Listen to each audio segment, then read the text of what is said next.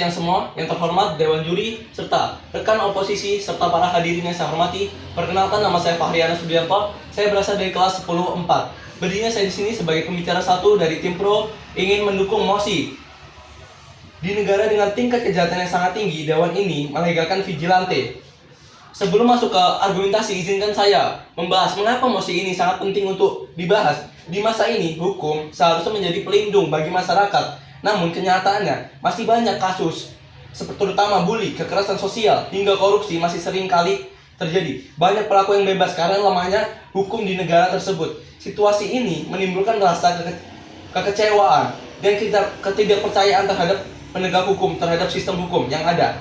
Akibatnya muncul tindakan vigilante, yang mana masyarakat mengambil alih peran penegak hukum untuk menegakkan keadilan tersebut. Pada dasarnya, tindakan ini muncul karena ada rasa ketidakadilan dan ketidakpercayaan terhadap penegak hukum. Oleh sebab itu, tim kami meyakini bahwa dengan melegalkan vigilante, tindakan seperti ini menjadi teratur tanpa harus melanggar prinsip hukum. Namun, dalam perdebatan ini, tim kami menekankan bahwasannya tidak semua negara memiliki aparat hukum yang bekerja secara maksimal. Di beberapa negara justru aparat hukum bekerja sama dengan organisasi kriminal tersebut, di mana masyarakat kehilangan kepercayaan terhadap lembaga tersebut. Pertanyaannya, apakah negara melarang masyarakat untuk menegakkan hukum itu sendiri ketika hukum itu tidak berfungsi sebagaimana fungsinya? Dengan ini, tim saya menjawab dengan tegas, tidak. Justru di saat itulah melegalkan vigilante menjadi langkah rasional untuk memulihkan hukum yang tidak ideal.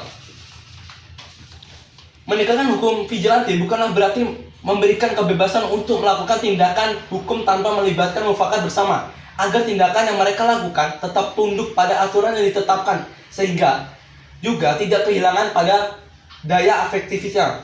Tim kami setuju dalam kondisi suatu negara yang sedang dalam darurat hukum, di mana hukum tidak berfungsi sebagaimana fungsinya, aparat penegak hukum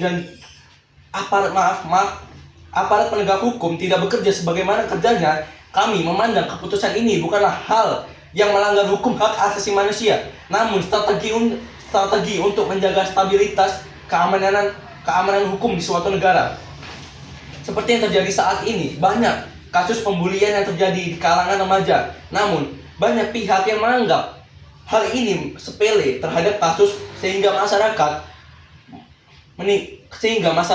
menciptakan tindakan vigilante tersebut karena ketidakpercayaan dan ketidakpuasan terhadap lembaga hukum tersebut. Contoh nyata kasus pembulian terhadap mahasiswa di universitas di suatu wilayah Bali yang viral di akhir-akhir bulan ini menunjukkan bahwa pihak universitas gagal memberikan sanksi yang tegas, sehingga publik mengencam keras terhadap universitas itu. Dan juga banyak masyarakat di Indonesia melakukan vigilante seperti di berbagai sosial media untuk mendukung korban bullying dan mengecam terhadap si pelaku pembuli. Sanksi yang diberikan kepada mahasiswa dianggap terlalu ringan.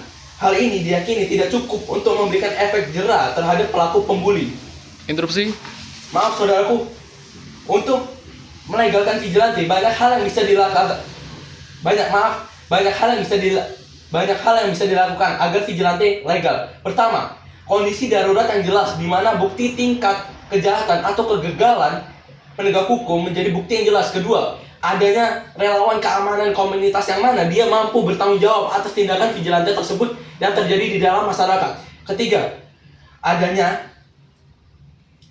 pelatihan wajib untuk aturan hukum dasar dan hak asasi manusia. Dan terakhir adalah mengedukasi masyarakat tentang peran vigilante yang dilegalkan dan batasnya dan cara melapor untuk tindakan tersebut. Tim Pro ingin menegaskan ulang bahwa melegalkan vigilante bukan berarti melegalkan kekerasan atau hal balas dendam terhadap personal. Yang kami maksud adalah membentuk lembaga resmi yang mampu menampung laporan, memverifikasi laporan dari berbagai sumber, dan memberi izin terhadap suatu organisasi atau komunitas untuk melakukan tindakan vigilante sesuai hukum yang berlaku. Yang tujuannya, pertama, untuk mengubah kekacauan menjadi keteraturan. Kedua, mengembalikan fungsi perlindungan masyarakat. Ketiga, mengurangi potensi penyalahgunaan kekuasaan penegak hukum yang berada di atas. Dan yang terakhir adalah menumbuhkan kembali kepercayaan publik terhadap sistem hukum. Saya dari tim Pro percaya bahwa di masyarakat dengan tingkat kejahatan yang saya dari tim Pro percaya bahwa di masyarakat dengan tingkat kejahatan yang sangat tinggi, sistem hukum seringkali gagal untuk memberikan keadilan dan kepercayaan di antara pelaku dan korban. Kebijakan ini adalah bentuk hukum terhadap masyarakat untuk memberikan keadilan sama rata di berbagai masyarakat. Maka dari itu, saya menegaskan bahwa melegalkan vigilante terhadap pelaku bukanlah tindakan yang melanggar hak asasi manusia, melainkan langkah baik untuk menciptakan keadilan sosial secara nyata. Terima kasih.